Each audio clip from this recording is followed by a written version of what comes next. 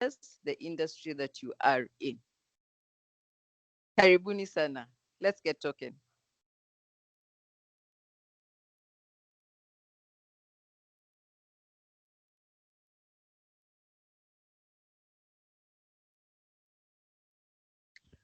All right.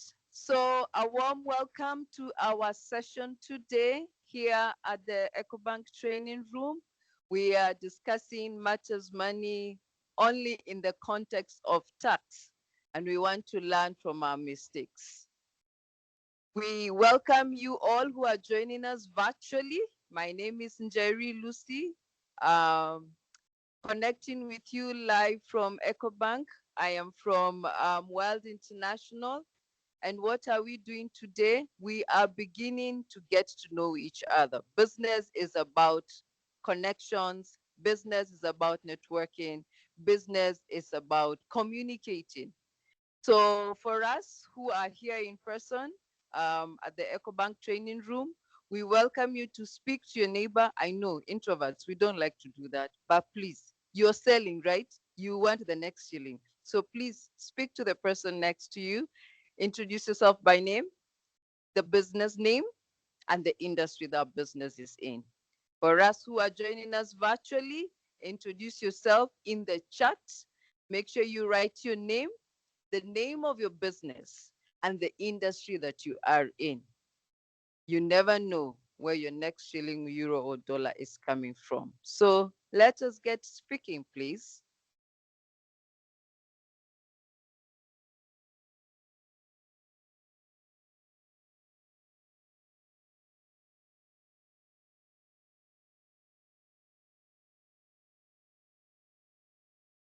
And for us who are here physically, please, please, please, I am very lonely here in front. Please. The new finance bill, all the changes that we have with the new administration, and don't worry if you are going political. We are here to make sure we are answering all your doubts and all your fears. So without further ado, I pass to you, Njeri, and looking forward to listen to all the mistakes that we can make in taxes. Thank you. Thank you very much, Melanie. Let us appreciate our excellent. So I am hoping so far, for us who are on the online virtual platform, you have put as many mistakes as possible. Now, let me tell you why that is important. You see, when you go to a doctor and you do not tell them that you have been up to eating all the wrong food, but you want to say you have been working out, so that covers for the multitude of your mistakes. You know you're in trouble because you'll be given wrong meds. So, ladies and gentlemen, for us who are here in person and for those who are online, please do detail what exactly have you done, what exactly has your friend done, so that we can learn together. And by the time we leave here, we are not money with paying hefty penalties because of mistakes that we could have learned better from. So I'd like to welcome a partner also in this conversation, who is WYLDE International, led by the CEO, Chris Odongo. Let us welcome him, please.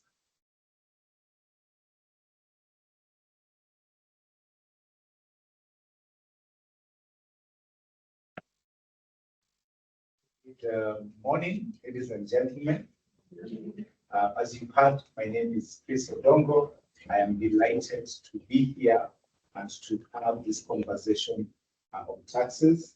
At WYLDE, our mission is to grow and to support businesses in growing, and that's what we do every day. We are very passionate about helping what we call owner managers to grow their businesses, and this also includes women. We also know that it is important for women-owned businesses to lay the right foundations so that they can be able to grow and scale their businesses. And that is why we are proud to partner with Elevate by Ecobank, together with Melanin Kapital, able to bring to you this knowledge seminar and this knowledge workshop where you can get to understand some of the mistakes that that business owners make. I myself have made some mistakes as we have ran WYLDE International. in the past, we did pay some taxes in advance because we thought that if you have pay as you earn, you should pay the monthly salary, the monthly pay as you earn, whether you earn a salary. And so for about 2 years, we used to pay our pay as you earn. And that time we were bootstrapping, so they were not like mini salaries. And we were paying the pay as you earn at the level of our desired salary. So you can imagine our desired salary, and then you calculate the pay as you earn, and then you pay that to them. We did that for 2 years. Until we met with a tax consultant who told us, what nonsense is you? The pay as you earn is pay as you earn. Pay as you wish to earn. And so sometimes as entrepreneurs, we become overzealous about fulfilling the requirements of the law. And sometimes we also become ignorant. And today we want to remove that. I think that's the beauty and joy of being part of the network and being part of a network such as Elevate. And so we bring you this knowledge, we bring you this information, and we look forward to being able to partner with you. I think one of the things that we do is that as part of the Elevate program, you will also get access to coaching and access to hand-holding support. So if you haven't joined Elevate and you are in this webinar, please just type Elevate, the double L, Ecobank, and go to the website and register yourself to join this amazing program so that you can receive the support that your business needs. Thank you very much. I look forward to training so that I can also be more advanced over something. Over to you, Jay. Thank you very much. Please let us appreciate him, please. So would like, if possible, to see if we can play the video of our host. In the meantime, can we continue to put down our mistakes? What those do for us is they help us answer the questions that you have. Because we say you came to us, and we are here to give you the knowledge that we have that pertains to tax matters. Better still, you're living here with light. You're not groping in the darkness wondering what else should you do so that you can improve your business. So kindly, for you who is online and for you who is here in person, please note down your questions so that we can collate them together. So let us have our eyes on the screen briefly.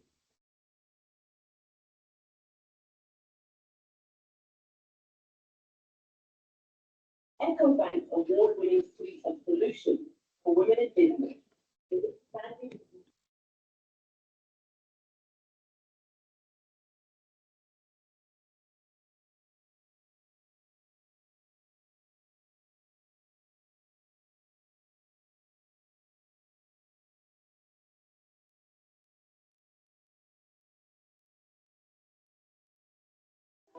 Take advantage of expert coaching and training. Get visible online and reach more customers. Access finance and smart business resources. If you run a registered business, develop your business capabilities and expertise. Benefit from bespoke solutions. Access new markets. Connect with experienced female mentors. And if you're an accomplished professional, achieve your gender and diversity goals. Support and empower other women. Inspire and influence with your expert skills. Develop your legacy and social impact as a mentor. And foster a culture of growth and development in your peer group. Join our community at ecobank.com/elevate. Elevate by Ecobank. A better way, a better Africa. Thank you very much. We now know that we do have partners in our business. We have heard from Ecobank, we have heard from Melanin Kapital, we have heard from WYLDE International. Ladies and gentlemen, we like to say, in business, please do not work alone. The partners here who have spoken to you will walk with you the journey.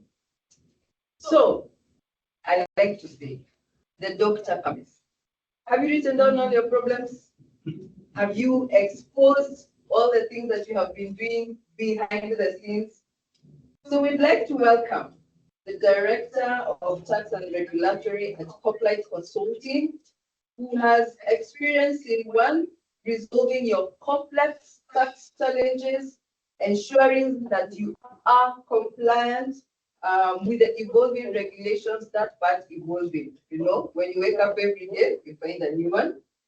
Implementing efficient tax strategies. For me, I simply have one question to our Dr. Simon, our tax doctor. Is there any way tax can work to my advantage? That is my question. So, ladies and gentlemen, online and in person, kindly let us welcome Mr. Simon Meyer.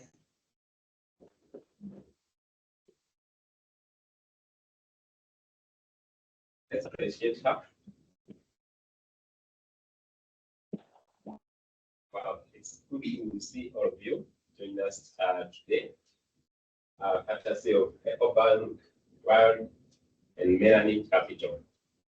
So today we are going to have an interesting conversation.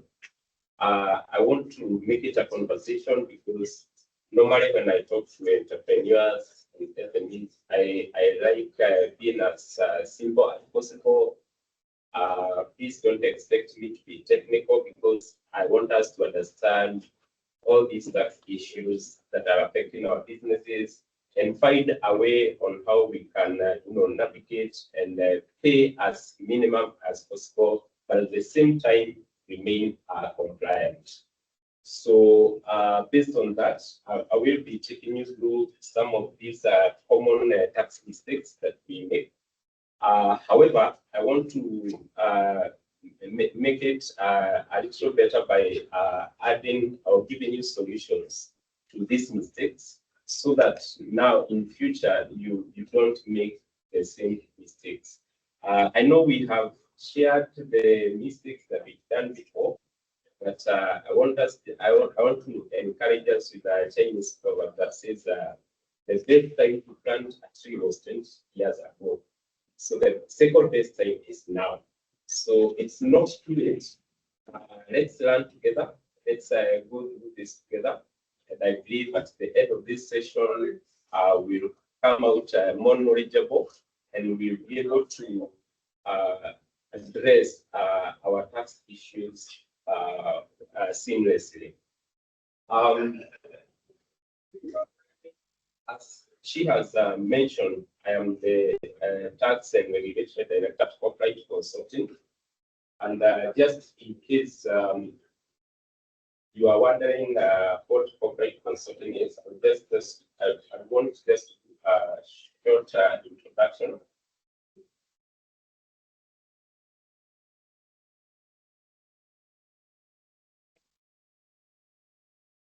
Yes, the good thing is that Hoplite Consulting is also an SME. So it's an SMEs firm that is supporting other SMEs. And what we do is that we provide tailor-made solutions to SME challenges that they are facing when they are doing their businesses. And the reason why we exist mainly is to take over your tax worries so that you can focus on your primary or your core business activities. And so how we do that? We have a variety of services that we do offer that I just want to outline so that we are all aligned. The first one is corporate and personal tax filing. And as you are all aware, we were in that June season where everyone was in a rush to file their tax returns. So if you have us, then that should not be a worry to you. And I don't know, maybe by a show of hands, but that was on a deadline. Yeah, with a number until our revenue authority had to extend that period. So we support you on that. But the major thing that we do is tax planning. And here is where we help you to look at your business, and we support you on how on the tax, the type of taxes that you're supposed to comply with. And you do this to prevent the mistake that we are about to talk about. So if you just pick tax planning on the list of all these services, the only other service that you need probably would be the first one, because now with the tax planning, every other thing will be a tick. And when I talk of every other thing, I mean something like tax health check. So this is where we examine your historical performance and see which tax mistakes that you've done, and find a way of correcting them and resolving them. And then now from there, we give you some recommendations on how to work moving forward. So if you do tax planning, you won't have to get tax health check. But if you skip tax planning, tax health check will be mandatory for you. So the other one is the tax dispute resolution, or some call it KRA representation. And this happens in instances whereby you could be having or be undergoing a tax audit from KRA, or you receive that letter that almost scares every business owner. So we are able to sort out that and present you so that we can come to an amicable position. We have the tax refund. It was interesting here, this talk of how he has been here. They have been overpaying their taxes. So many people overpay taxes without knowing. And that's where tax refund comes in. So once we assess your tax positions, we are able to tell whether you qualify for a refund, whether it's income tax or VAT. And then we do the applications and make sure that you get your check from the government for the refund. We have advisories and private ruling. These are customized advisories for those who may want to venture into survey specific industries like special economic zones or any form of business that is not very straightforward. So we try to get some private ruling for clarification from the revenue authorities so that you are not making a mistake when you are working. So finally, we have tax training, which is what we are doing today, or I would say part of what we are doing today, so that we can educate people on mistakes they make, how to correct them, the changes that are happening. Then we are all updated. So finally, we have international tax and transfer pricing services, mostly to multinational companies or those companies that have related parties outside of Kenya. So that's part of the services that we provide.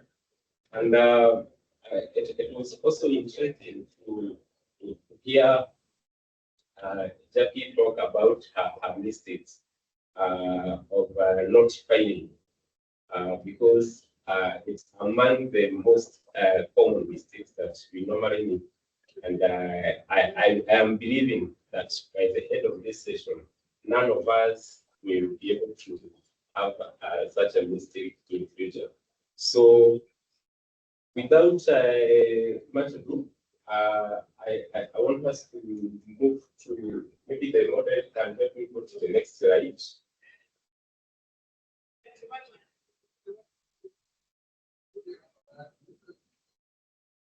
Yes, I want to take you through this quick tax structure so that even as we talk about these taxes, we're able to understand what does it really entail. And the Kenyan tax structure is divided into two major categories, whereby we have the direct tax and we have the indirect tax. Both of them are taxes, but the difference is that indirect tax is collected through an agent, and direct tax is whereby you are taxed based on your income. So you find that in direct tax we have VAT. We also have like customs and excise. Basically, because these taxes should be by the consumers. Every time there is a budget giving process, and here some cost of goods have been increased. The reason why there is public outcry is because part of the indirect tax, which is VAT, normally make the consumers pay higher amount to purchase goods. And of course, what's the same for customs and also for excise taxes, because the cost is also pushed to the final consumer. Some goods that are subject to excise are like beer, cigarettes, bank charges, etc. Now, we come to direct taxes, where also a majority part of us fall into. And the major category here, we call it income tax, which is comprised of the personal taxation or pay as you earn.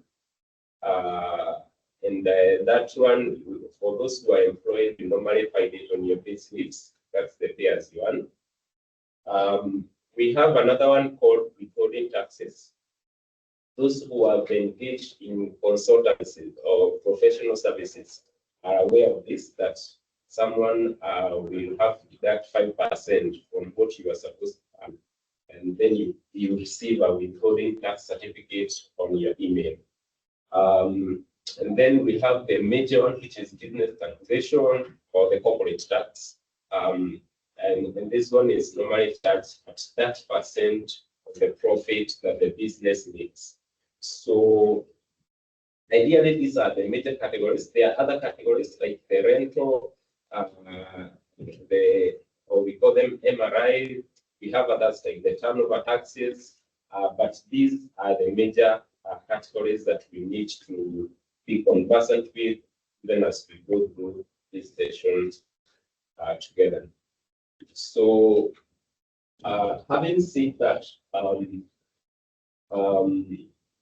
as we look at this mistake as well, I want to know, maybe by a shorthand, how many have a tax compliance certificate? Even those who are joining us online, you can lift up your hand. Tax compliance, okay, quite a number, because I want to show you how you can be able to know whether you are making a mistake or not, because it's possible that you're making a mistake and you don't know. Yeah. And it becomes a worst case scenario whereby you don't know that you don't know that you're making a mistake. So if you want to know whether you're making a tax mistake, number one is that you always get a tax compliance certificate. Yeah, I could see a number of us who did not, some of us don't even know what that is. Yeah. So a tax compliance certificate is normally issued by KRA just to confirm that you are up to date in terms of tax filing and also tax payments with KRA. So if you happen to have a challenge around that, then I likely you are making a mistake somewhere. The other way to identify whether you are making a mistake is if probably you find yourself being categorized as those people who are in the VAT special table. I don't know how many people have heard of that word. It has been very common nowadays. So if you happen to find yourself in the VAT special table, high likely is that there is some mistakes that you are making somewhere.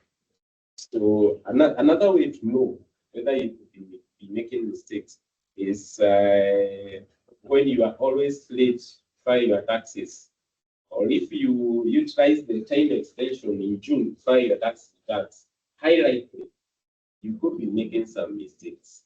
Yeah, for those who have monthly obligations, some of the monthly obligations I've mentioned here are like VAT, excise, pay as you earn.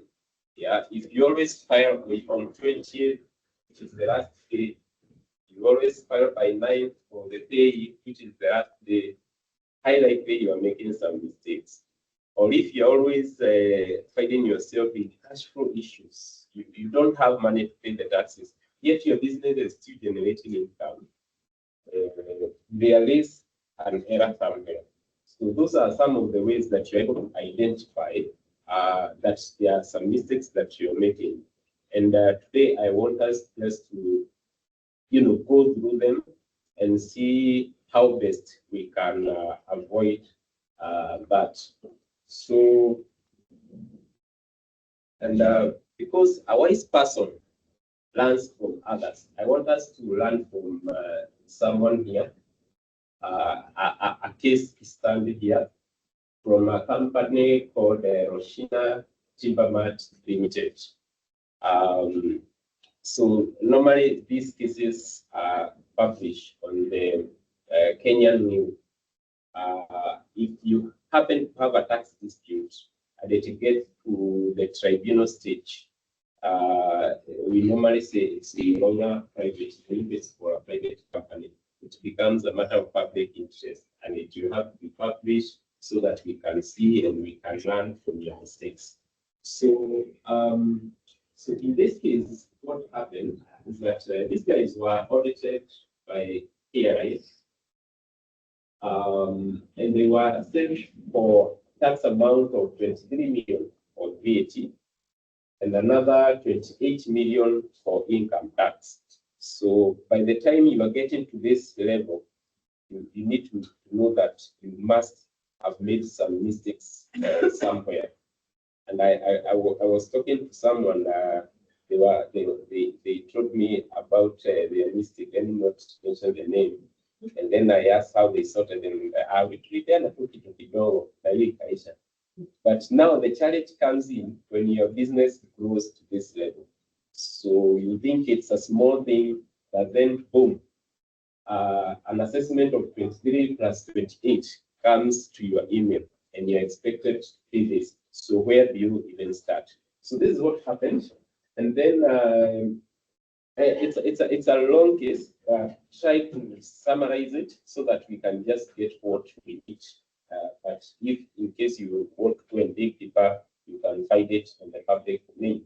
So the main findings were that Roshina had proper documentation for foreign suppliers. So they were supplying some goods. So some were imports, some were raw. So imports, no issue. But now for raw purchases, they only provided ETR receipts, just to show that they bought some of these goods that were saved. Then another finding was that there were missing documents, delivery notes, receipts, or DRMs, they were missing. Also, it was found by KRA that bank records showed payments made by the Roshina went to different beneficiaries and not the listed suppliers on those ETR sheets. So here we introduce another aspect of banking. So normally, if you happen to be assessed for tax purposes, one of the key documents that you'll be requested to provide is the bank statement. Unfortunately, if you don't provide one, when you are doing the opening of the bank, the first thing that you are requested to give is your KRA PIN. So the KRA just needs to know your KRA PIN. Of course, we have it. Then they are easily able to access your bank statement and the bank. So if you find yourself requested for a bank statement, don't hesitate to give, you get it in it. So just comply and try to manage that process seamlessly. Then it was noted or alleged that the payments were actually partner joins or interbank transfers. So what did KRA do after finding this? So they disallowed purchases related to questionable suppliers. Okay, that's not good. Then they issued a final assessment for both VAT and income tax. That's now for the 23 million and 28 million. Something I didn't mention, if you look at the period, we are talking 2013 to 2016. So one of the common mistakes, even before we go to that topic, is the assumption that once ARA comes to you, they are going to review just your current transactions. Unfortunately, the Tax Procedures Act allows them to go back to 5 years, what you are doing 5 years back. And if you don't have records or like documentations for that, then we will bear all the liabilities. So the 23 and 28 are accumulation of all those years. Then the company filed an objection. Of course, you file an objection with KRA, and KRA are the one who are issued the assessment. Then if there is an independent department of objection, it was definitely rejected. Then they appeal to the tribunal. Now it starts becoming interesting when you get to the tribunal, because at least you are likely to get a fair judgment, because now the tribunal is out of KRA. So, but the appeal was dismissed by the tribunal, meaning they lost the case and KRA won. So KRA had the duty to correct the alleged taxes. Then they didn't stop there. They went to High Court.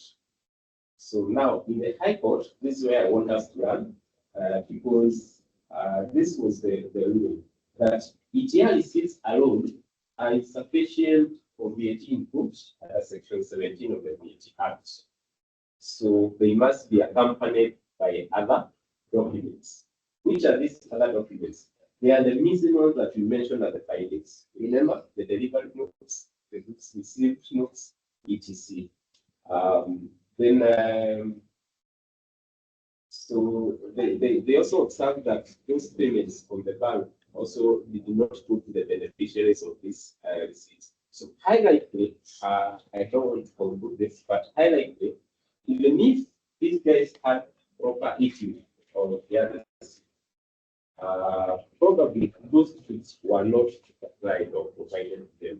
So KRA is not limited to the documents that you have. They have to be accompanied by the bankings that shows that proof of payment. They also need to be accompanied by something like the goods received notes or the delivery notes. So we are going to find the applicability of this case as we go along. But at this moment, you should all now you should of course be having an idea so of what to expect. And then from there we can learn from them. So the first that I really want to discuss, because it's a very straightforward, involves around registration for pay as you earn and VAT. So let me start with the pay as you earn. And pay as you earn does not have a threshold. So any company or any individual can register for pay as you earn, as long as you have employees with you. But don't be like Chris, who registered and started paying the pay as you earn with the salaries in their minds, not the actual salaries that they were giving. So I normally insist on SMEs registering for pay as you earn, because it has some advantages, especially to the business owner. You'll find in most of these, especially the service industries, the SMEs try to run away from the pay as you earn, says, oh, it is punitive. My people will be taxed 30% of what you earn. But if you look at the act, actually, any salary that is less than 25,000 Kenyan shillings is not taxable. So, but if you have pay as you earn, it helps you to claim this particular tax as a cost of staff cost or salaries and wages. But if you don't have the pay as you earn, then you don't get that chance of claiming this salary expense. And what does that do to your business? It means you're going to make high profits, or of course, probably you have high income. So then there is no salary or staff costs to expense. So means your profit will go high and your taxes will also go high, because your tax is based on your profitability. And let me give a short example. If you happen to have a small business that has about, let's say like core employees. Yeah, core employees, and each is earning, let's say, about 25,000. So with 25,004 in a month, you are likely to have staff cost of 100,000. Okay. If you fire, that is if you have pay and you fire. Okay. Then in a year you are going to have a total cost of how much? Around 1.2, right? Around 1.2. So in the 1.2, you at least you are sure by the time you are filing your tax returns, you already have an expense of 1.2 that is going to reduce your tax by about 360,000. 30% of the 1.2. Okay, but remember there is no tax that these employees paid, nothing at all. What if you don't have that pay as well? It means that you are highly likely to pay an extra tax of 360,000 in that particular year, and it would have costed you nothing to do what? Register for the pay as well and file it. So, and the figure could go higher depending on the number of employees that you have. But the major challenge or the common mistake that people do make here is saying that these guys, they don't come here full time. They are actually consultants, so I only deduct 5%, and then namaliziana hapo na wao. And this one is affecting some of these industries like salon, spas, and those industries that are providing these services. But these guys, I give them commission. I just deduct 5% withholding, and that is done. So, but you'll find nowadays, actually, that trend has been observed by the taxman. And if you follow doing this like withholding on a monthly basis, you are high likely, it's a red flag. You are high likely to be flagged, and they are going to come and start demanding for the pay as well. Because these guys are not consultants. They're not consultants. They are actually employees. And why are we seeing their employees? Because there's something we call MICE tests that the government normally looks at. MICE, like MICE, studying for maturity, integration, for and equipment. Yeah. So maturity in terms of, is it a two-way process? How is your equipment? How does your contract look like? Because the first thing that the taxman will ask you is the contract. So you could be seen this as a consultant. Whereas when I look at the maturity, you as the employer or as the business owner, you are actually the one who actually drafted this contract. You gave the conditions, and this person is bound to accept all those working conditions. So if these guys are about to what you tell them to do, then these people don't qualify to be employees. I mean consultants. These are your employees. When we come to integration, yeah, you look things like how integrated are they in the company processes. For example, are they using your work email? You get? Are they using the branding of the company when they are handling your customers or your clients? Do they come independently, or do they come at a WYLDE, or do they come at a Ecobank? So when you look at some of those elements, if you happen to be integrated with some of the company policies, yeah, things like HR policies, are you the one who gives them the lead? Because if it's an independent contractor, they are only anytime they want. But if you are the one to dictate, then they are entitled for those leads. Then those ones are not consultants; they are employees, and they should be subject to pay as you earn. Look at some things like control.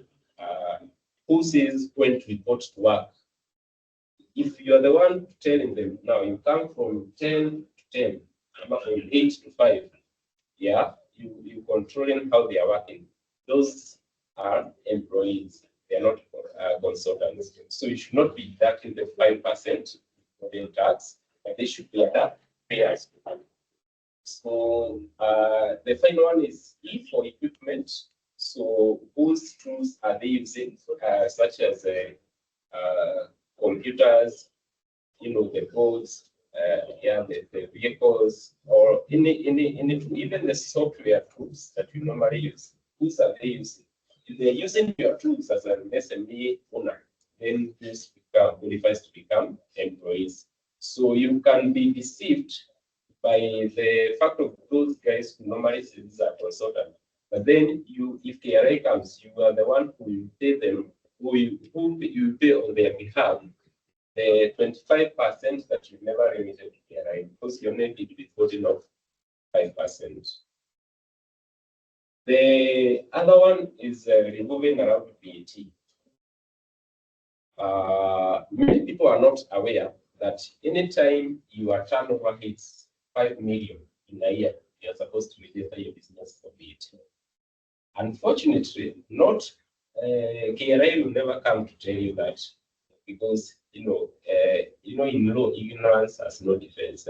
So it's you to know, it's you to go do such kind of trainings for you to know. So you'll find, like last month, we were handling a case whereby this client actually hit the threshold in 2021. And right now we are in 2025. So now KRA has come demanding for VAT all those years. And remember, they have not been charging their clients this particular VAT. So now it's you to dig now into your pocket, recover all the, you get all the VAT that you could have charged for that period will be backdated. Remember at the beginning I said they come for 5 years. So now, once they backdate that, on top of it, there are monthly penalties and there are also interest. So it's that expensive. So as a SME owner, you need to make sure that you monitor your revenues. But imefika above 5 million in a year, just go register for VAT or seek consultancy services for someone to do the registration, so that now you can start charging VAT to your customers, and this mistake will not occur to you maybe in future. The biggest disadvantage that we have in the tax industry is that you only realize on the mistake when the time has already gone. Now, like that video was always crying, oh, why did you tell me this? Oh, you never told me this and that. But in some extreme cases, those arguments are not heard. So that's that about VAT and daily. Now, the second major mistake that we make revolves around mixing personal and business finances. And I think, based on my statistics, this has happened to more than 70% of the SME. Because what you'll find them do is that someone mentioned of investor here. They will go to a restaurant, maybe a client meeting, make that payment, calls unapewa till unalipa. Next time you go and purchase some goods, unapewa pay bill, unalipa. Then at the end of the month,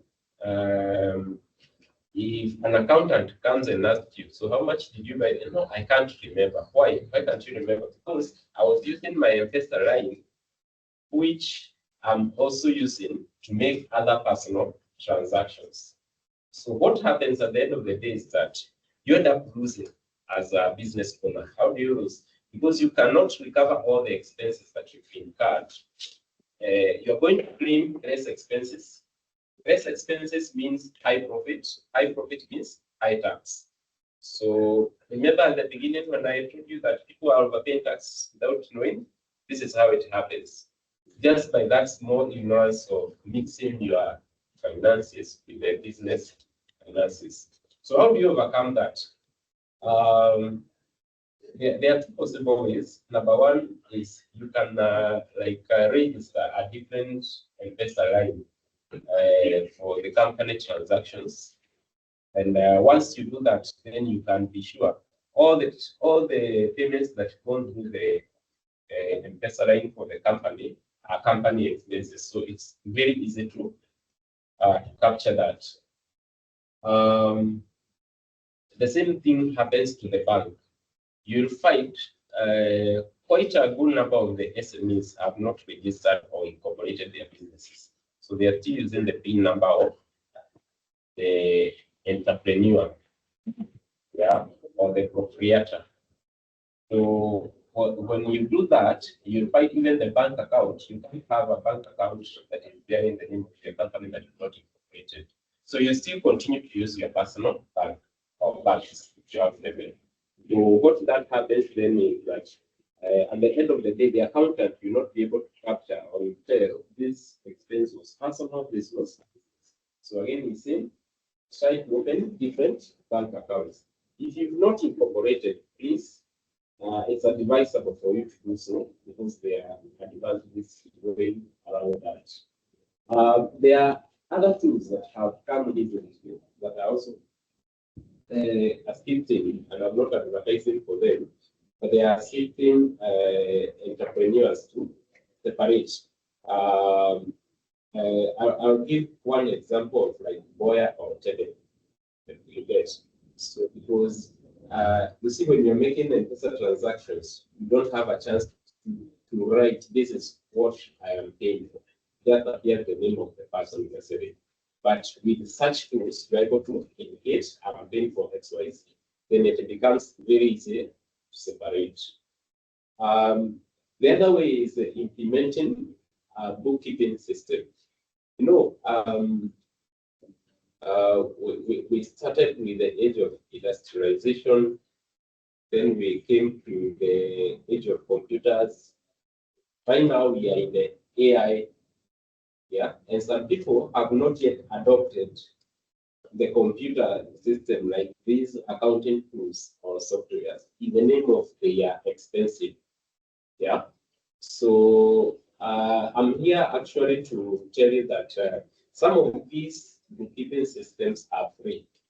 So you don't have to struggle, you know, making your invoices. You know that the invoice that you buy from the bookshop and come in, yeah, wengine wanaekanga kwa full stop. Yeah, right now, I think we are past that. So if you're still using the full steps or those invoice books, please come and seek for help. We can support you on some free softwares and the free POS that you can, you know, adapt in your business so that you make your processes seamless, and then it becomes easy to track your expenses. So don't shy away from that.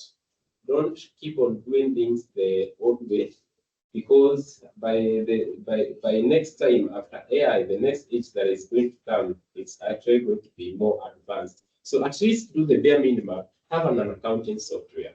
And if you don't know one, reach out. We are going to support you on the same.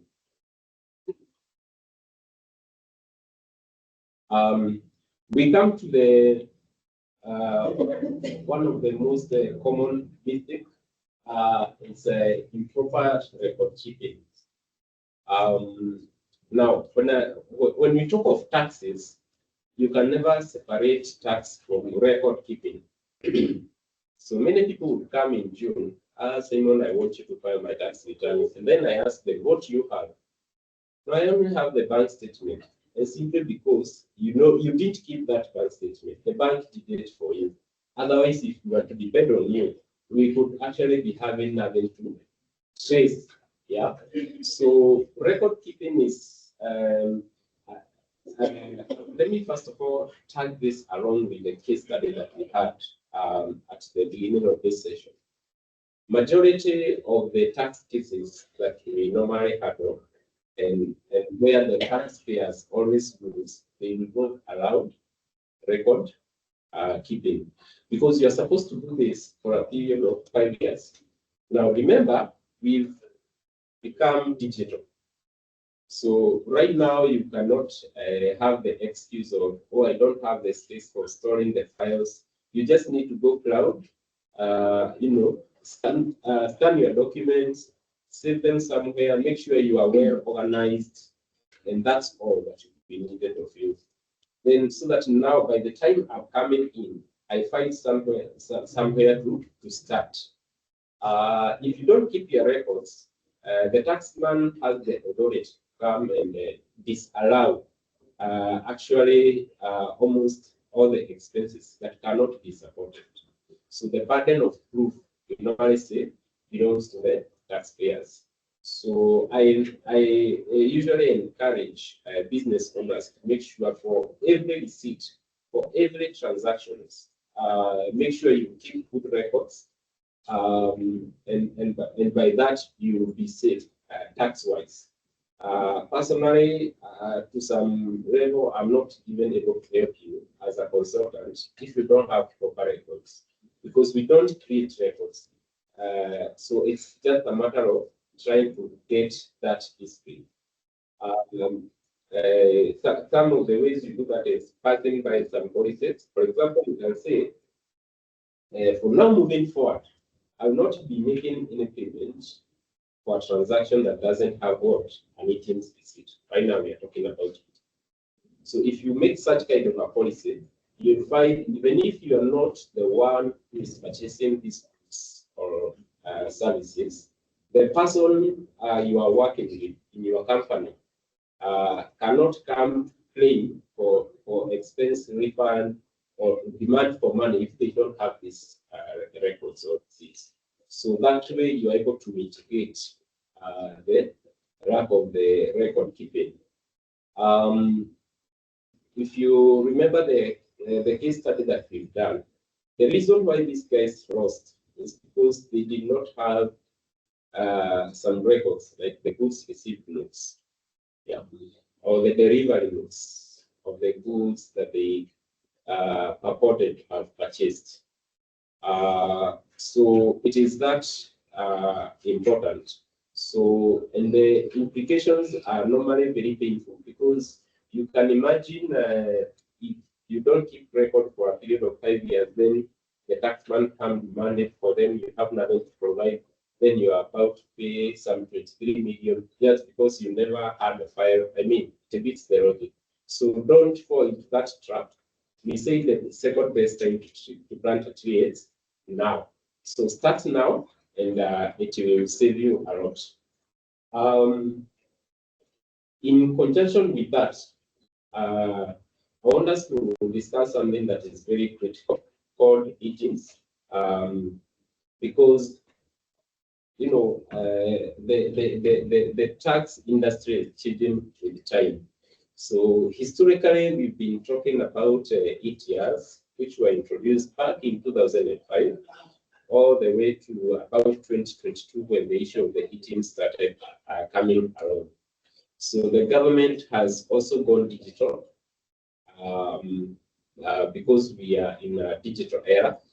And what that has brought about is this concept of ATMs. And the best way to capture to get a very valid ATMs receipt is making sure that you provide the PIN number, your business PIN number, to the person who is selling you the good or the service. So that way you are safe. And especially if you are registered for VAT, the purchase becomes very automatic, even to KRA side and also to your end. Currently, you cannot be able to file a VAT return if you did not give your buyer or your purchaser's PIN number. So in that, I think it has actually helped most business owners to own up the issue of getting or demanding these receipts. But now you realize it is not mandatory for you to put the PIN number of the buyer in the agent's receipt. So it is very possible, it's very likely that you have gone somewhere, you've incurred this particular expense, maybe it's in a hardware you bought, made the compound, but there's no one to actually give the receipt simply because you did not demand for it. Or if you demand, wewe uko unakuambia mtaje, ongezea 16%, ndio nikutolee nini? Nikutolee eatings. Yeah. And then you are like, hey, I add 16%. So if I'm buying goods of 100,000, so it means I'm going to add 16,000 on top. Now this thing will become very expensive. So I don't want to see the receipt, watch it to 100,000. So what happens to you? Because of eatings, yes, you save the 16,000. But remember, one of the requirements of eatings is that for you to claim any company expense, it must have a valid eatings receipt. So you have saved the 16,000 for VAT, which is fine. But now come in here, you will not claim the cost of buying that food. The 100K, you will not claim it. So if you don't claim, what happens? The tax implication is that 30% of that amount you are going to lose. So in this case, you are going to lose 30,000 because you wanted to save 16,000. You get the point. So anytime you are doing business, I advise, make sure you are as firm as possible. Not like majorly like these big corporates, but at least having that eatings receipt. With my example of purchase of 100,000, it saves you 30,000 of the tax that you have paid at the end of the year, or the corporate tax. Now, let me handle the VAT side. So if you happen to purchase these goods, now we say you're 16K June, so utanunua about 16,000, and you have, and remember, you also sell. Okay, say you sold at a profit, say my good backup of 50%. So let's say you sell at 150. Now let's see, utaongezea huyo mwenye anakununulia the 16%. Okay, so utauza 174. But then there is this, so you have a VAT of about 24. But then there is the 16 that you had paid to purchase. So VAT actually utalipa the 16. It will be now the 24 minus the 16, which will be only 8,000. But many people don't understand that. Wanaonaga hii 16 watalipa, haoni ya invoice atapewa VAT ingine that you used to offset, then you only pay 8,000. So some of this knowledge really helps your business to grow, so that you don't overpay taxes. I'm gonna make this mistake of having your that K being disallowed simply because you thought you are saving 16,000. So it's very critical for business owners to learn that, so that you can try to maximize your compliance and minimize the mistakes. Okay, so I think I've talked a lot. I want us to have a quick break, and I want to take it back to the moderator, maybe to pick one question, and then from there we will proceed. Okay. Surely, with that wealth of knowledge, won't we appreciate our speaker, our expert? I'm hoping I am seeing as many virtual clubs online as well. You have no doubt that that is a proven track record of delivering value-driven insights and cultivating what? Strong client relationships. That is dedication to excellence from you, Mr. Minor. Evidently, we can hear your passion for business. You have what we in WYLDE call entrepreneurial empathy. That he said corporate consulting is an SME as well. So he understands that where are you in a hurry to go and register for VAT when you barely can do that? Do you understand what are your costs before you can put them up there as expenses? And then are you even have you are your expenses, what you have put in, are you ready for any refunds, or you're not even sure based on your records? We have been found out at the SMEs. Can we say that? We have been found out what we have been doing or not doing. So as our expert is catching up his breath, or better still, as we like to say, sipping some tea, as we ruminate on what we have heard, let me try and read out the questions that have come up. This is more to you as corporate consulting. So Simon and any other person in your team can pick this. Transfer pricing. Do you offer this as part of your services? I would like to calculate my taxes payable in other countries and distribute revenues equally among the shareholders. First, I'd like to upload that person. Cross-border trade. I am loving that, and you're in the right place here in Ecobank. Well done. Now, this is an interesting one. Does the government issue tax refunds? My experience is that this is a rabbit hole. Alamed. I will leave that to you. You can decide whether that happens or not, or why then would that client feel that, that has not happened, okay? And then, can you recommend some tools here for everyone's benefit? I think you mentioned some. Of course, we are very careful not to necessarily highlight, how to say, or look like we are, we have taken a brief for some of these tools, but basically anything that you can use technologically to be able to record whatever are your expenses or your business transactions for that matter. What recourse do we have with suppliers who do not share ETR receipts even when requested, especially for small businesses that often claim they don't have the ETR service yet? We often source services from them. He did allude to that, but that's an important one. This one's for you, Melanin. How do you know when it is best for your business to be registered for VAT? Interesting, that's for you. But they wrote here, this is for Melanin. So. And how careful should we be with our invoicing? We ran into a situation where we quoted clients without VAT because we were not registered at that time. But then, when doing the ETR a year later, when we were registered, then we could not invoice with added VAT. I think this will be said. What's your advice? And here's another question. What can we do if employees are the ones asking to be consultants? This is what I have to have. And what are the actual risks with KRA? That's a really interesting one. Wow, Simon. Can you deregister for VAT? I'm really wondering whether the famous Uncle Sam is listening to this conversation. So I hope you've caught your breath, Simon.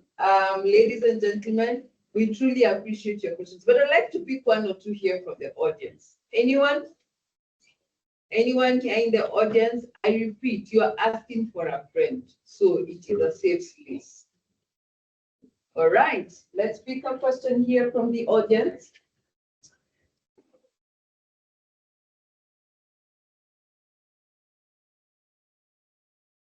All right, here at the audience, we will pick your questions. Please do write them down. There are pieces of paper going round. Please do write them, and we will collect at the end, and our expert Simon will answer us. Simon, I hope you've got your breath. All right. Kindly, ladies and gentlemen, can we welcome back our expert with a clap, please, online and here. Thank you, David, for that. Yeah, it's quite interesting to hear some of the questions that you're asking. Some says that the current government cannot revert taxes. Do you agree with them? Well, Audience, yeah. How many agree with that? I think we are very social media. Yeah. If you think the current government can actually fund your taxes. well, Yeah. So it can be argued, but this is how we are nowadays looking at it. The recent Finance Act that have been passed, there was one in 2023, mostly for 2023, allowed for the refund taxes to be offset against your current tax obligations, which is as good as you getting the refund. So what we say here, don't shy away from coming for a VAT refund, consultancy, or from demanding your refund, because what this happens is that how it happens once we apply for the refund and it's approved, even if you don't get that check, you'll be able to utilize that refund against your current tax obligations. So it will save you from paying your monthly pay as you earn, your monthly VAT, until all that refund has been fully utilized. So I would say yes, VAT refund is still happening. Maybe the method is different. It will take actually this check with the government. I'm sure you know how the issue of the pending bill has been, but with KRA, you always have these recurrent limit taxes to pay, and with that you're able to compensate. So it's as easy as that. Let me mention something about transfer pricing. And for those who may not be conversant with this, it normally affects the businesses that are trading across various countries. And the transfer pricing policies were introduced in Kenya in 2006. Yeah, when we had that Unilever case between Kenya and Uganda, whereby they were pushing all the profits to Uganda and leaving Kenya with a very small margin. And that led to the introduction of the transfer pricing policies. And it happens because different countries have different tax rates. Some, like Kenya, is 30%, others are 12.5%, others are 20%, others are 25%. So what business owners will do is that they minimize the profits in countries like Kenya, where the tax rate is high, and maximize it in Northern Ireland, where the tax rate is low, or Mauritius, or Rwanda, right? We have one, yeah, so that they can pay minimum taxes. But now that's where the transfer pricing rules comes in, whereby you're supposed to set those rules so that the transaction between these related companies can happen at arm's length, and there is no profit shifting. So we normally give those advisories. If you are there and you are in need, you can reach out to us. We will share our contacts after this, so that we can assist you to make even these policies. And on top of that, there has been also recent developments about transfer pricing.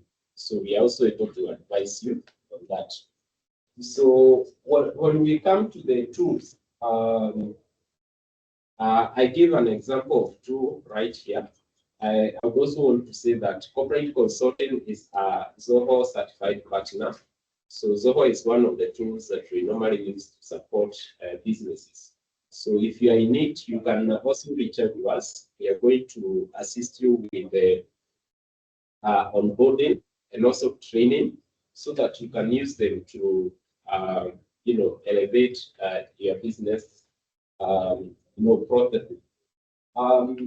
VAT registration, as mentioned initially, the threshold is normally 5 million per annum. So if you have a revenue of 5 million and above, by law, you are supposed to register for VAT. However, if you haven't got yet there and you wish to do a voluntary registration, That one is also out. But we can have a conversation on need basis if you need such assistance. About the guys who don't issue ETR receipts, I think I gave a demonstration of how much you lose if you fail to get those ETR or ETR receipts. So what I would advise is that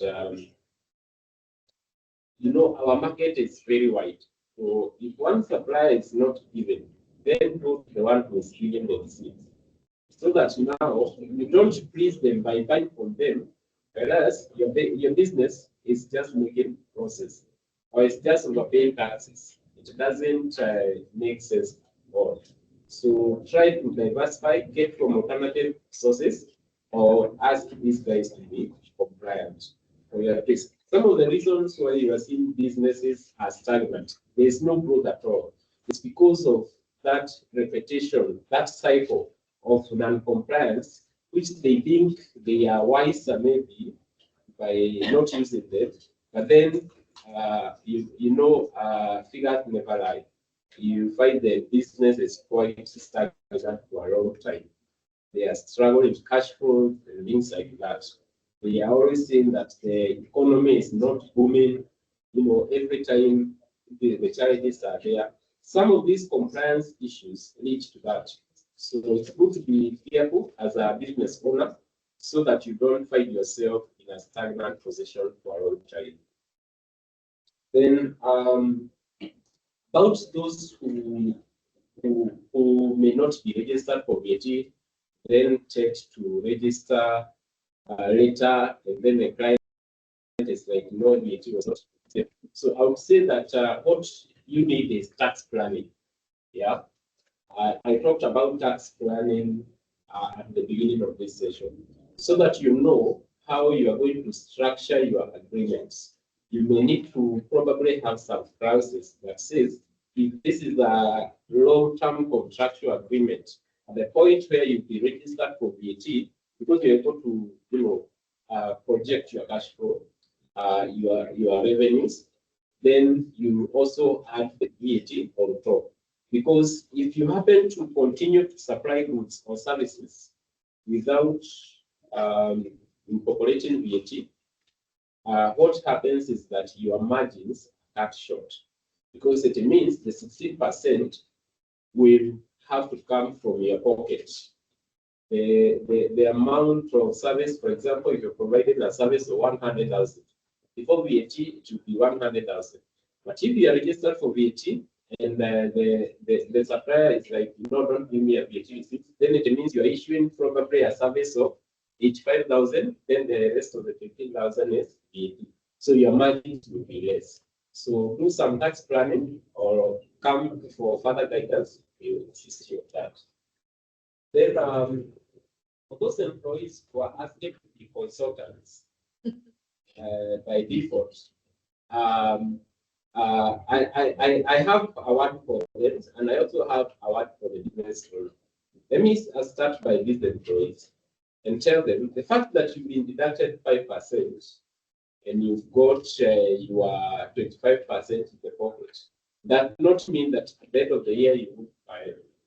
Does not mean that that's the final tax. Withholding tax, unless in few instances, it's usually not final. So at the end of the year, you come file your tax returns, you declare your revenue. Let me still use my example of 100,000. Your revenue was 100,000.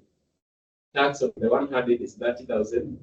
Less withholding is 5,000, which is 25. So you still owe the government the 25,000 they have to pay. So which one is easier for you?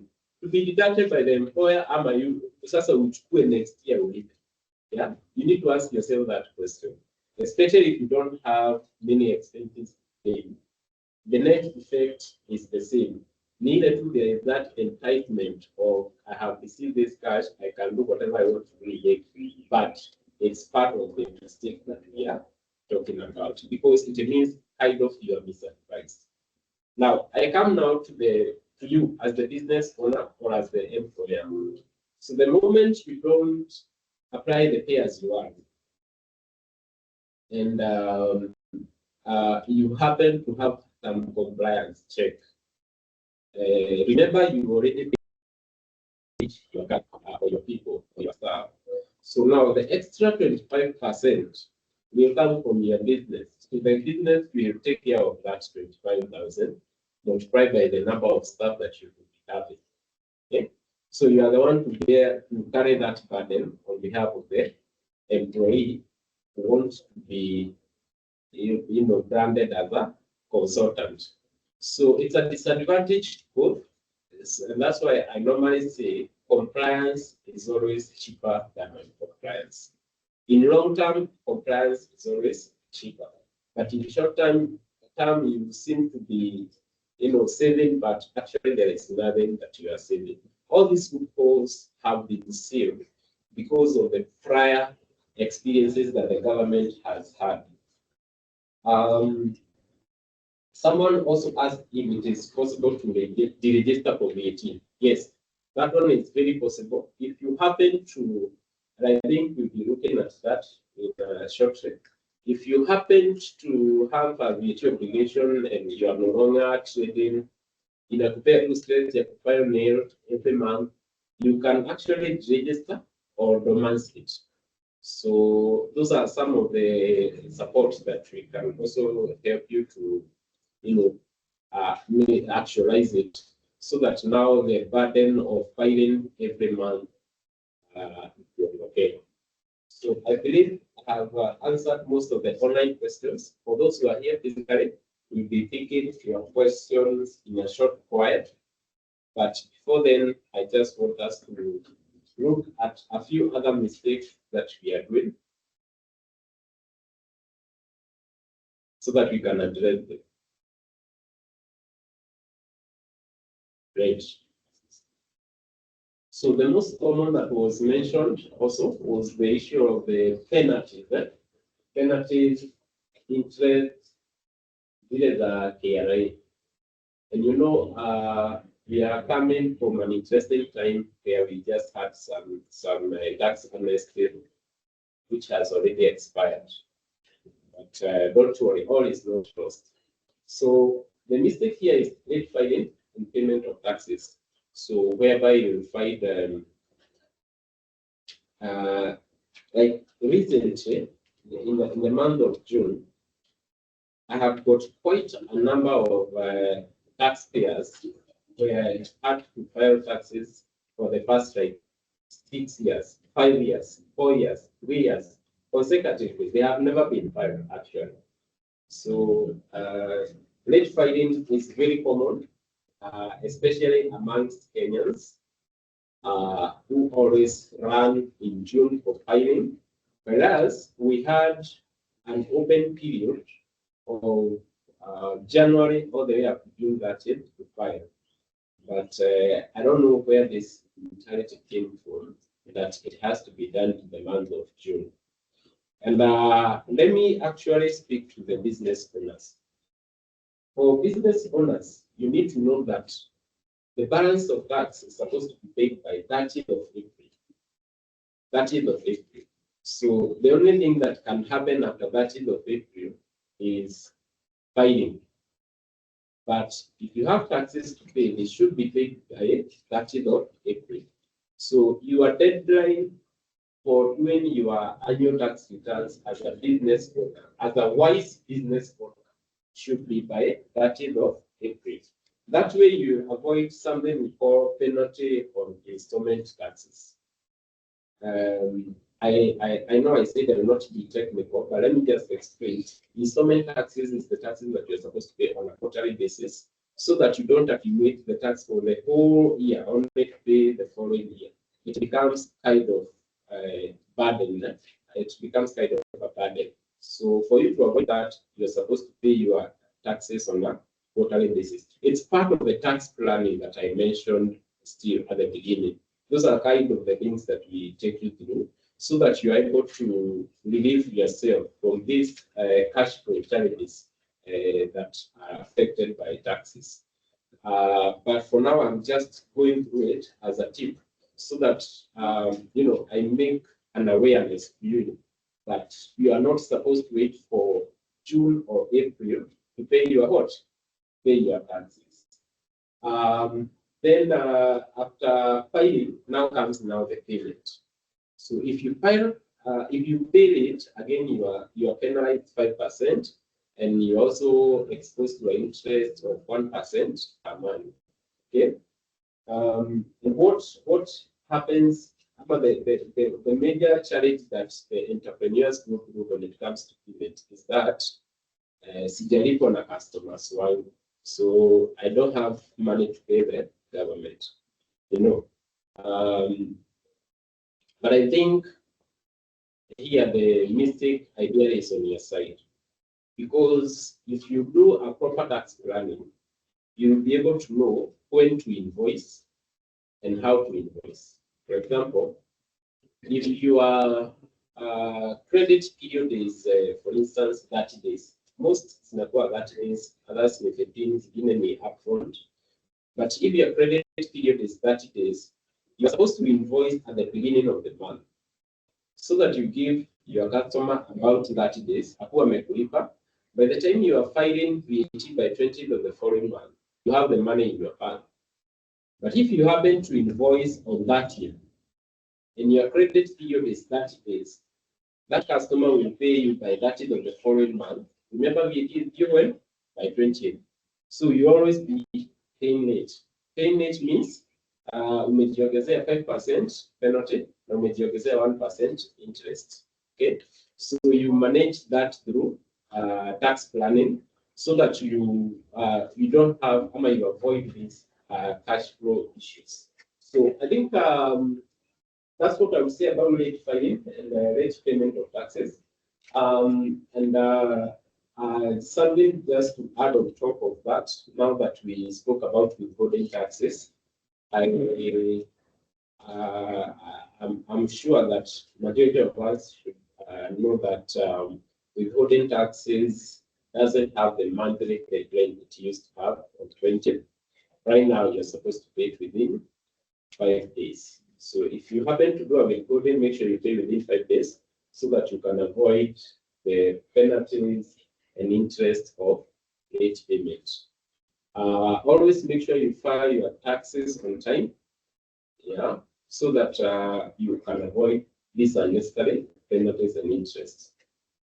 Now, there is another mistake that people normally make, of failure to file new returns when the business is inactive. Most common to people who probably register business, then you divert to do other avenues.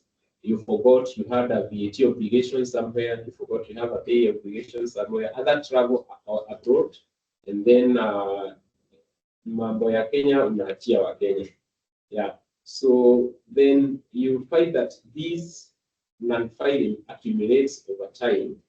And for example, failure to file VAT attracts a penalty of 10,000 in a month. So if you happen to do that, for example, for 1 year, that's like 150,000. So here what we advise people is that if you happen to have an obligation that is not active, just romance it or deregister. Okay? So that now your maneno ikuondokee. So that's the best advice that we can give you. If suppose you can't manage to find someone to do the filing, the nail return filing, and do it on time. Not only do it, but do it on time. So basically that's it. Let's move forward and see what else we have. There is the issue of the misunderstanding of the turnover tax regime. Yeah. One of the most incorrect statements that business owners say nowadays is, mimi si wa TOT, mimi ni wa VAT. Or mimi ni wa VAT, mimi si wa TOT. You know, they normally have to interchange between the two. Which is a big mistake, because those are two different tax obligations that should be treated separately. So the moment you say that mimi si wa TOT, mimi wa VAT, ama mimi wa TOT, VAT I apply, it's already showing that is a problem, because TOT or turnover tax, as I advise many SMEs, is a tax that applies for those businesses which have revenue between 1 million and 25 million in a year. So if that is your range of income, you can qualify for turnover tax, which is very advantageous because you only pay 1.5%, okay, 1.5% of your sales, and that is done. Stress ya kuweka expenses inakuondokea, stress ya 30% of the profit ile ya corporate inakuondokea. Once you register for the turnover tax, then you don't have to file the annual tax returns. You just file the turnover tax on a monthly basis, and that is final. So you can either be a TOT or at the corporate tax. Corporate tax, you pay 30%. Remember, of the profit. Turnover is 1.5% of the revenue. So the other advantage of turnover, like I said, is that you don't have to keep track of your expenses for tax purposes. Maybe for your personal purposes, you can keep track, but for tax purposes, that should not be there. Then, of course, the rate is lower than the 30% of the profit, but it also depends on the business. However, not everyone qualifies for that. It's for specific business, especially the ones that sell goods. So if you happen to be selling services, turnover tax cannot apply for you. If you happen to have maybe like rental income, turnover tax cannot apply to you. If you are a consultant, any service business, you not qualify for turnover tax. So majorly it's for those who are selling goods, and they are within the range of 1 million to 25 million. Now, talking about 1 million to 25 million, suppose you are under turnover and your revenue is 10 million. Those who have been following keenly, remember me saying that VAT is registered once you hit a threshold of 5 million. So if you are at 10 million, means that the turnover tax obligation should not limit you from registering for what? For VAT. Why? Because we said VAT is indirect tax, turnover is direct tax. So turnover is 1.5% of the sales, VAT is 16% over and above whatever that you are selling. So that one you push to the client or to the customer. Okay? So don't confuse the two. If you are the turnover and you have revenue of more than 5 million, you still need to do what? Register for VAT. So utakuwa unalipa tax mara mbili. Kuna hii indirect ya VAT, which should actually not bother you much because you push that to the customer. And then there is the turnover of the 1.5%. And I think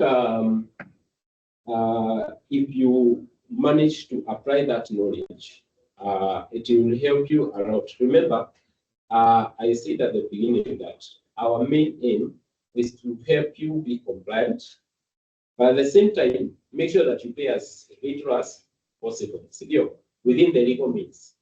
So there are some mechanisms that we normally check. There are some formulas that we do, and then we are able to advise you. I think you save a lot via the TOT rather than to be that income tax. If you are within that range of 1 to 25 million and you are selling itself, you can come, we can have a sit down and see which one could be more, advantageous to you, rather than you keep paying the 30% of the profits that expense. Here, we do some math and see if you go TOT way, you are going to save a lot of taxes. If you remain at a corporate, maybe you are going to pay less taxes, whichever the case, it depends. So we are also available to give more guidance on that. Finally, let me talk about lack of the professional tax advice. If I was to do some statistics, a good number or a good percentage of the SMEs that we are supporting have been missed by these accountants or cyber guys who have been supporting them to file their KRA returns. And I'm not saying it's bad to go to cyber to get your returns get filed, but for a business, especially or a personal income that is unemployed, I would advise you to go and get a professional to assist you in the tax returns filing. And let me just highlight a few mistakes that we normally get here. So you go to get your returns filed, mtu anaenda anapata uko na reporting. So what they do, maybe they compute now, they have the reporting, then they compute the gross income, unapata ni 8 million. So atakufailia revenue 8 million.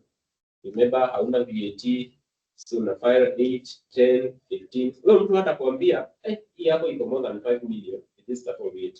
Now you come to realize 5 years down the line, all this while I've been actually fighting and telling the government, I earn more than 5 million and I don't have VAT. Come and do to me whatever you want to do.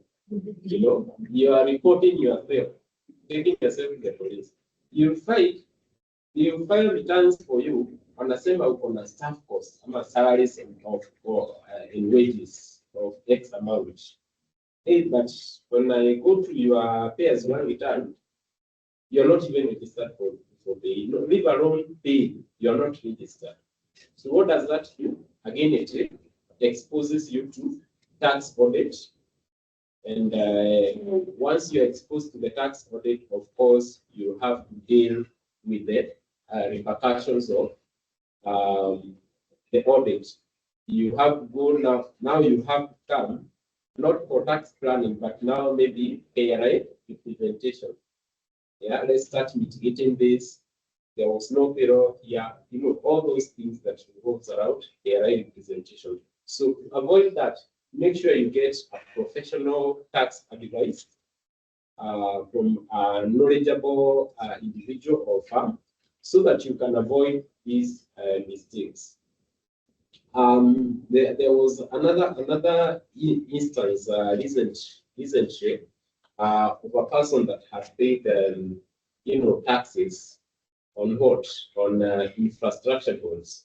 I was telling some other guys somewhere that these guys bought infrastructure bonds which are normally tax exempt, but because they didn't know it's tax exempt, they paid tax to a tune of 450,000.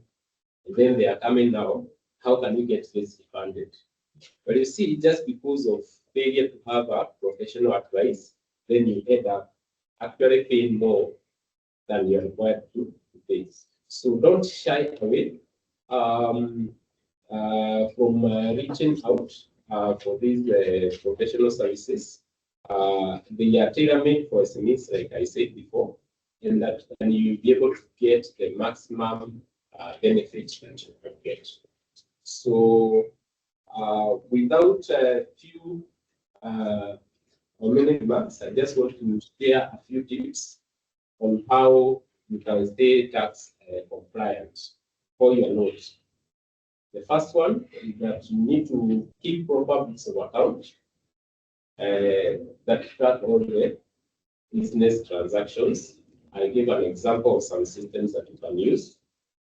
File accurate returns and also file them on time. Then you also need to know that when filing, you also have to separate the various streams of income. Business income, rental income, interest income, they are very different and they are supposed to be filed separately. Yeah. So you also need to to set reminders for key dates. So this one helps you to make sure that you avoid the penalties and interest of late and non-filing. That one is key. Then separate business and personal finances to accurately tracking. I think I've emphasized on this. Then engage a tax accountant to review your taxes periodically. Here we talk about the tax website, or you can engage a tax consultant so that you can file your returns, like on a monthly basis or annual basis. That way you won't have to set a reminder. If you engage us to file and it happens to pass, the burden of penalty is on our side, which will rarely happen because anyway, that is our primary business. But you at least relieve yourself from that burden so that you can grow your business and focus on what matters to you. So I want to invite this session to be a Q&A session. I want to invite our moderator to come and pick questions for us. If you happen to find an issue that probably was not clarified in the midst of us sharing these mistakes, feel free to raise them so that we can address them once and for all. Awesome. Yes. A round of applause for our expert. I'd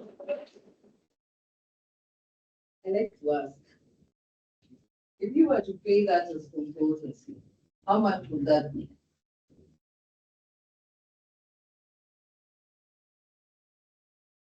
Even the audience, online audience, ladies and gentlemen, from all that you have heard, if you were to pay that as tax consultancy, how much would that be? You can write the number on your piece of paper. I will not collect it. And you who is in the online platform, it's okay, you can write for a friend. I'll tell you why I say that. Because if you value that expertise, the value of your next set of decisions from here should commensurate to how you have valued that expertise. If you consider it just a free session and you move on with your business as usual, it was not valuable to you. Only that you might end up making the same mistakes and your business will continue. So ladies and gentlemen, let us value the counsel that we have received this morning. So we are almost at the end of our session, but yes, we will not close before answering your questions, especially you, our online audience. The in-person audience do have a privilege of meeting the expert and they will hear from him. That's to encourage you who is on our online platform, kindly next time, because we do have a number of these sessions, you are most welcome. And I assure you, we might just give you some breakfast when you come. So, Simon, we have a couple of questions for you. Maybe a number of questions for you. So, you did mention on e-teams, but maybe clarify on e-teams as relates to petty cash expenses and casual payments. And then these ones, if you're able to just put them down. One, in retail, what happens when you register for VAT, but most of your goods are not vatable, and most of your suppliers don't provide e-teams? Okay, I hope you got that.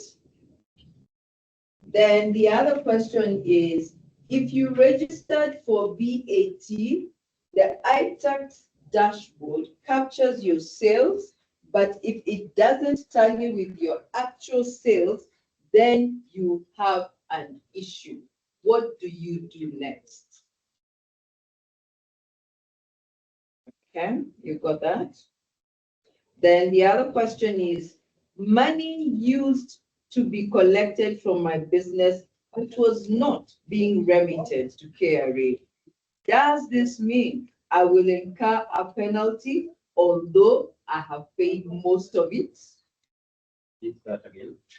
Money used to be collected from my business, but was not being remitted to KRA. Does this mean I will incur a penalty although I have paid most of it?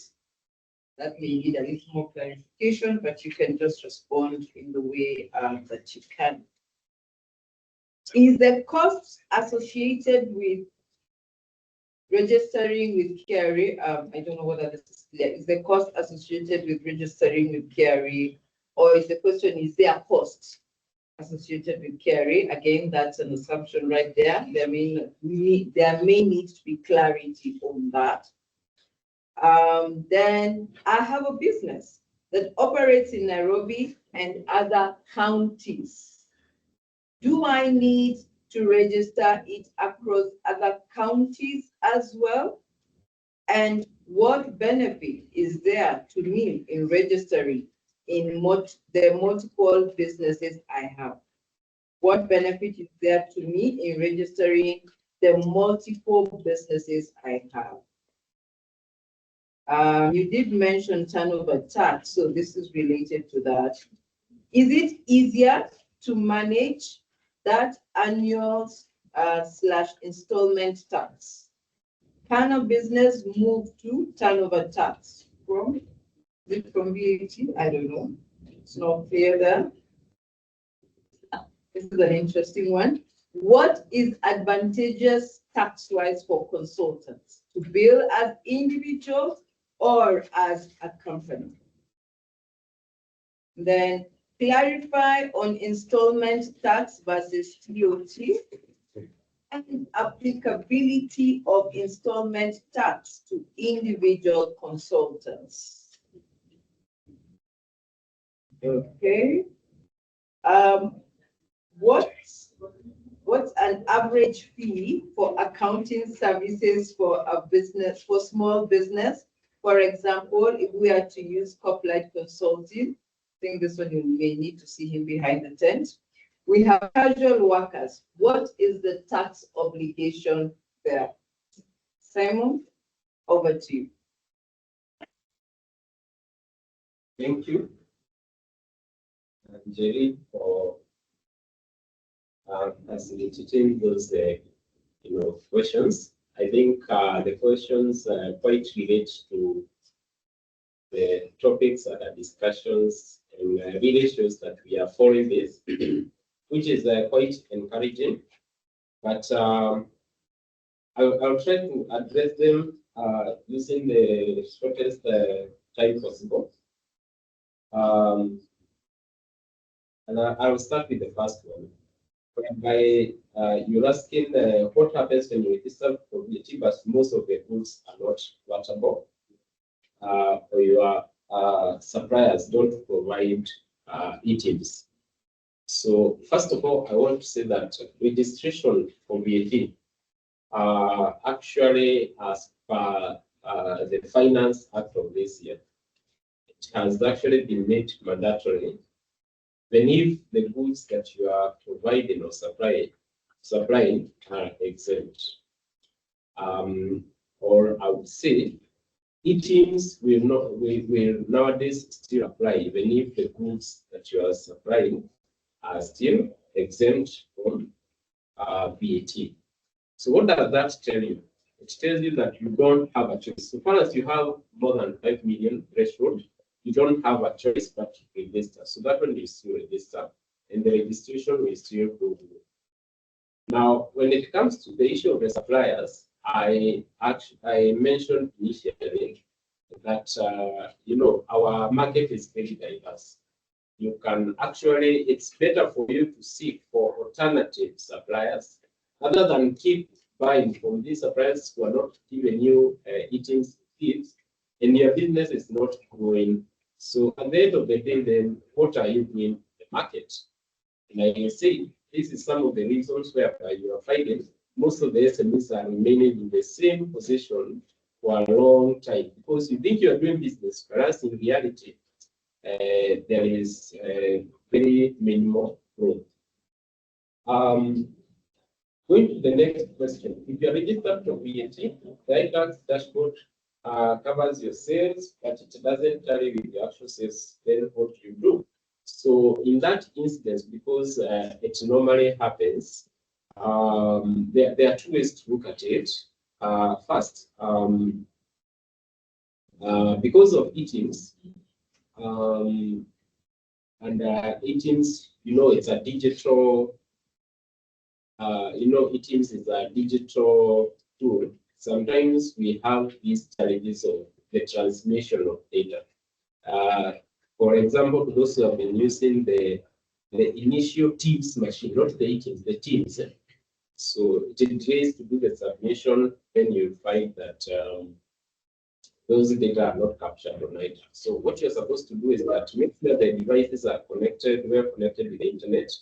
But even if it doesn't, when you're filing your VAT return, there is a portion that is normally provided whereby you can key in the sales for customers that are not registered for VAT. So if you use that particular segment, then you're able to file even for the sales that were not captured on items. But this doesn't happen, but it happens only to sales. I'm happy the exhaustion was related to sales. And then there is this person who said that money used to be collected from my business, but was not being remitted to KRA. The first question is, who was collecting this money?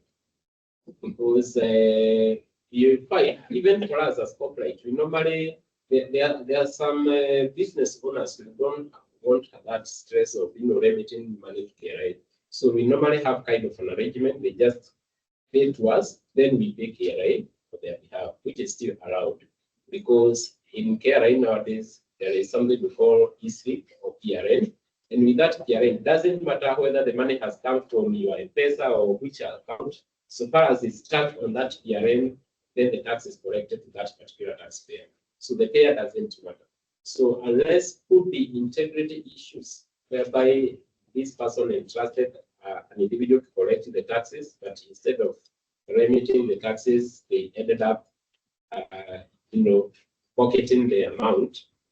I think that would be more of now a legal issue, but KRA will still come to demand for their taxes because we did not entrust you to get the money collected by someone else.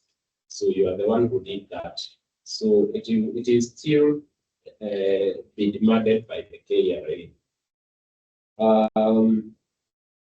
Is there a cost associated with registering with KRA? I would say registering with KRA or getting a KRA PIN is free, but there is a consultancy fee if you happen to engage someone to do it for you. But to the government, it's free. There's this person who said we have a business that operates in Nairobi and other counties. When to register it across other counties as well? I would say no. If it's branches, you can still treat them as branches, unless you have other personalized needs to have them as different companies. Remember, the more things you have, the more obligations you have, the more liabilities you have. So in terms of administration, it's quite expensive for you. So like if use one KRA PIN, so as a same business, it's allowed to have a business with many branches across the world, but still use the same KRA PIN for ease of administration. What of turnover tax? Is it easier to manage that annual installment tax? Can business move turnover tax? So I think this person is kind of confused between the two. So turnover tax, I say when you have turnover tax, you're only obliged to pay 1.5% per month. That is fine. But if you are on this other side of corporate tax, that is where the installment tax comes in, whereby you'll be needed to pay on a quarterly basis, the first, second, third, and fourth quarter. And then, of course, you still have the balance of tax to calculate by the following year, by the fourth month. That's why I said of April. For those businesses whose counting period ends in December. So don't confuse the two. Installment tax is on the side of the corporate tax. Those who pay that percent of the profit. Turnover tax is only for the goods selling businesses, 1.5% a month, and that is fine. What is advantageous tax-wise for consultants, be as individuals or as a company? This depends on case-to-case basis, because in both scenarios, the tax implication is almost the same, but maybe for personalized reasons, like the issues of branding, and you'll find there are people or companies that you can't work with them unless you are a body corporate. There are those other regulatory requirements so that make you not to operate as an individual, but you have to incorporate company.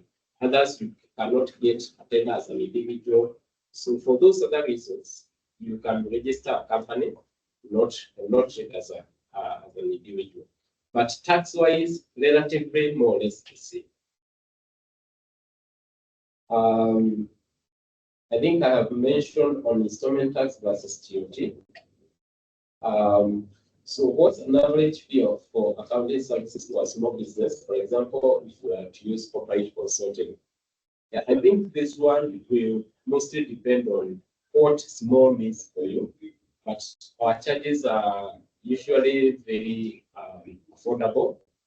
From as little as 10,000, you can get these types of charges. From as little as 10,000, but it will depend on the nature of your business, the transactions that you are having, such kind. Yeah. Thank you. Let's appreciate Simon, please. Online and here in person, we truly appreciate you, Simon, for giving us your time to on behalf of every guest who is here, as well as the partners. It is said, feedback is the breakfast of champions. We know one thing as SMEs, as business people, our strongest critics are our most loyal clients. And we here would like to get your feedback as well. So kindly, there's a QR code on your screen.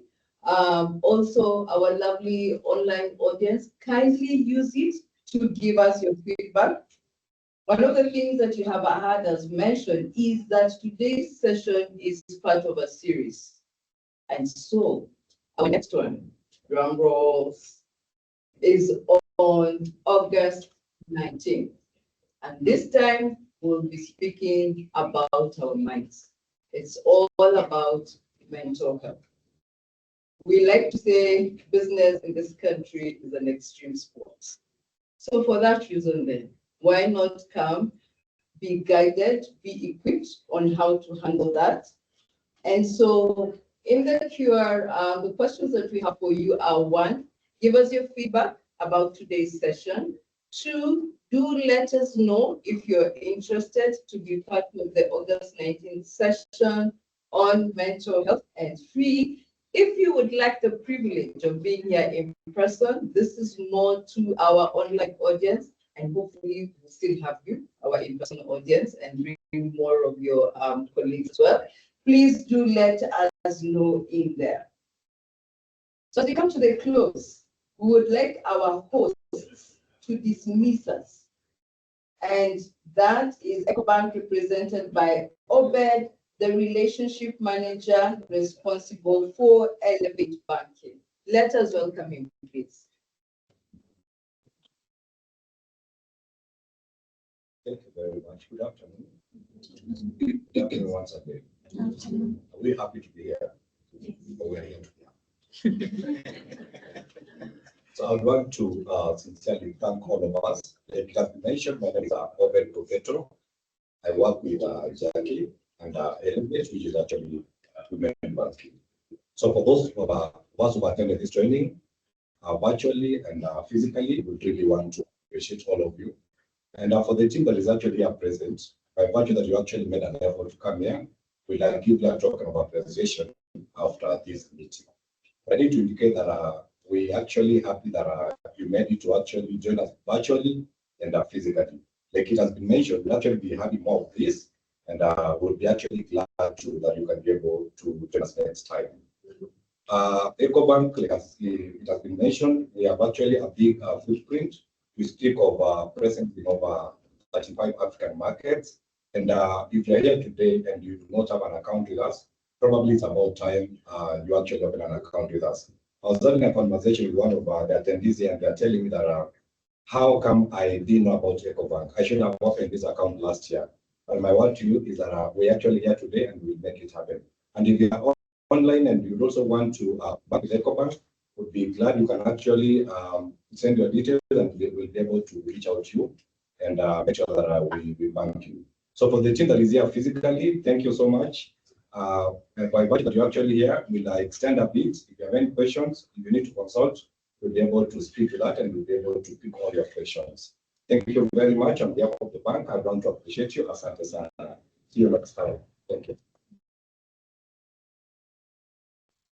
Thank you very much, Obed. I'm hoping that you have finalized with this QR code because there is that next one. And the next one is about hearing from corporates how to understand the Finance Act. So we'll also leave it on the screen for us to register. Now, we have received knowledge. We are no longer ignorant. As you heard, ignorance is no defense. Also, we are no longer afraid of tax because remember, fear is a snare. Better still look for knowledge. We are now empowered to, 1, overcome the fear of tax and confidently navigate the business landscape. Leverage tax strategies to give your business an edge.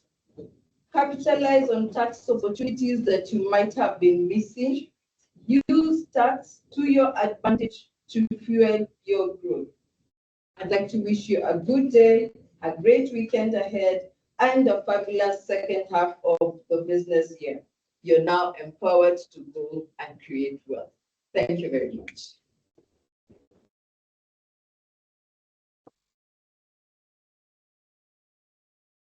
Now, we do have your questions here.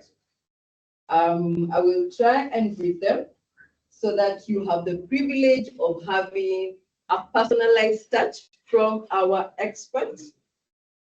So you can take note of this.